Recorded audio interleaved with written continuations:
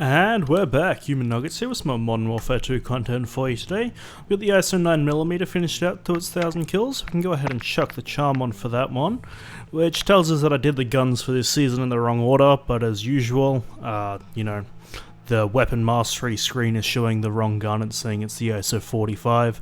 And you can also see here that the little icon in the select screen and the icon... the actual charm on the gun show different information, like this says 2 of 5, whereas this says 2 of 3. Just a little tidbit. Here's the loadout I was using. We got the EXP sheer grip, tuned in sprint to fire and ADS speed, the 50 round drum magazine, the FTAC Castle comp, tuned in recoil control and recoil stabilization, the ISO 45 factory barrel, tuned in nothing on the bottom and towards recoil steadiness on the left, and lastly the VLK laser 7mW, tuned in sprint to fire and ADS speed. And this might just be one of, if not the best SMGs in the game for an incredibly aggressive playstyle.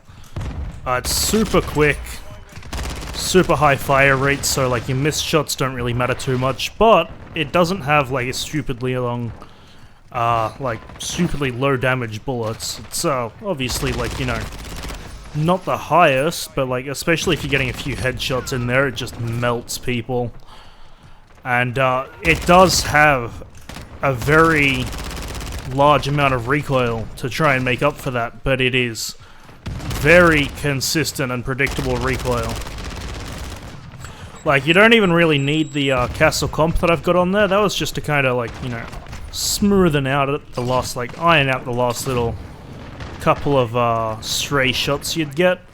But basically, it just goes hard up to the right, so if you just drag down to the left, you don't really have any problems with recoil, other than just, like, you know, your own personal error, which I'm sure you've seen how many shots have already been missing, so you can see that it's, that is all me, though. Like, as soon as you know where the gun is going, you don't have to worry about it like you do with, some other guns. It's just, yeah, it's a great gun. It really...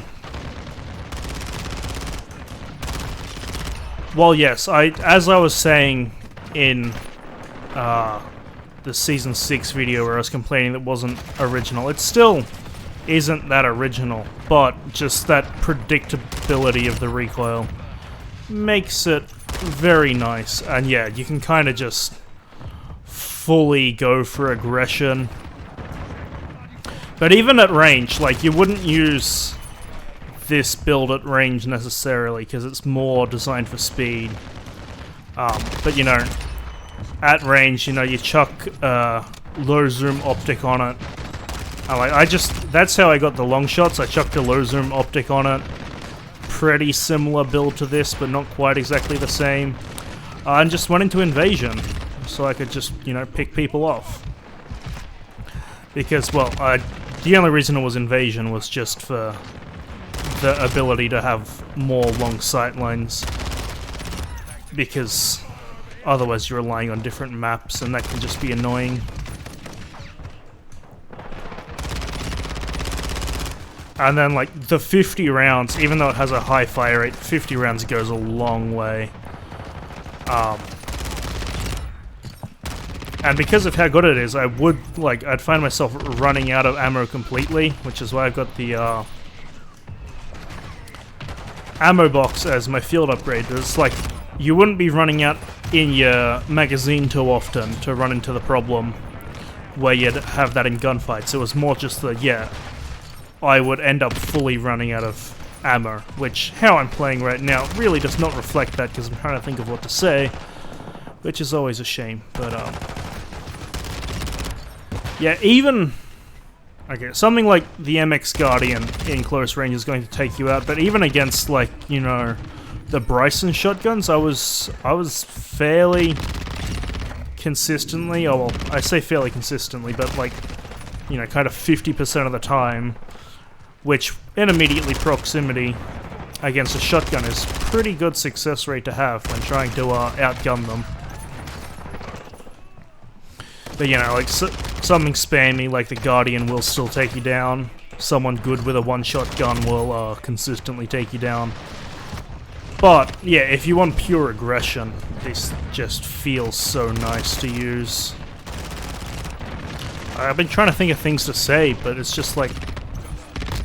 there's not really any downsides to it. It's just, yeah, kind of like a powerhouse. You can see, like, low accuracy as fuck there, but that was all me, and I still didn't run out of ammo. Until I'd taken down 2 people, and I was, like, missing most of my shots there. So, like, I'd say it's still, like, if you're missing and getting, like, body, like, lower torso shots, you're still, like, in the running, and then if you're getting upper torso or headshots, you just absolutely disintegrate people, and it is satisfying as hell. I guess one downside is it does have the, bulky iron sights that all of the ISO guns have, with the really big fucking, you know, wings on the sides and everything. Which is a bit annoying. And on a map other than Shipment, I might swap out the F-Tac muzzle attachment for, like, you know, the Slimline Pro or Cronin Mini kind of thing. Get that cleaner sight picture on it, because, like, Shipment, it's never really gonna matter, because fuck off, spawn camping. And I say that because he had killed me multiple times, not just because he killed me once.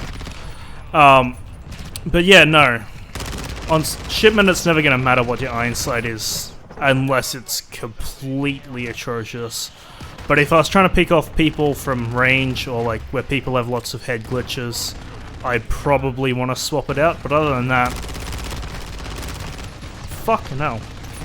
I think that's where we'll leave it for today. So I hope you've enjoyed, and I will catch you in the next one.